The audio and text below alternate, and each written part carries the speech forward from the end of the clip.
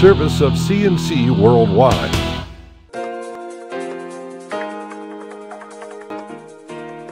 The Daily is a service of CandC and Jib Jab Greetings. I'm Bud Lowell. Your full AccuWeather forecast is always right on top here on your CandC local page. Occupy Rochester says a state Supreme Court judge has rejected their lawsuit against the city of Rochester, meaning the city may proceed to evict them from Washington Square Park. Rochester's was the last group of the Occupy movement in New York State still camping out in a downtown city park.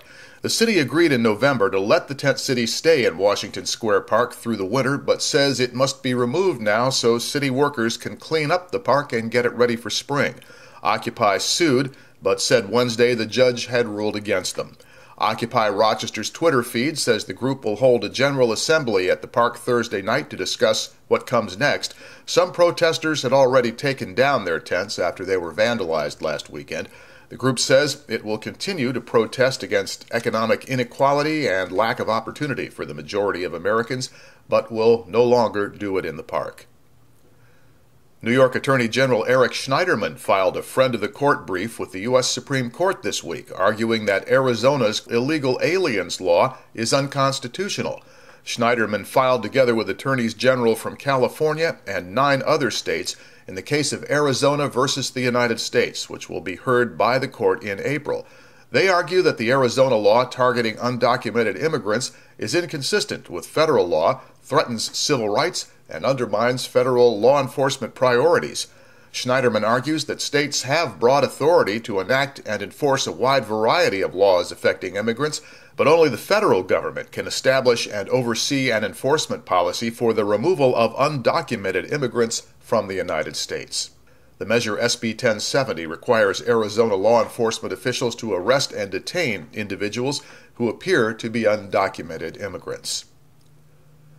Rochester Police Chief James Shepard says the case of a missing city teenager is suspicious, and his department has investigators following up on every lead they can get. 17-year-old Laurie Butler hasn't been seen since Saturday after telling her mother she was going to the Marketplace Mall with a friend.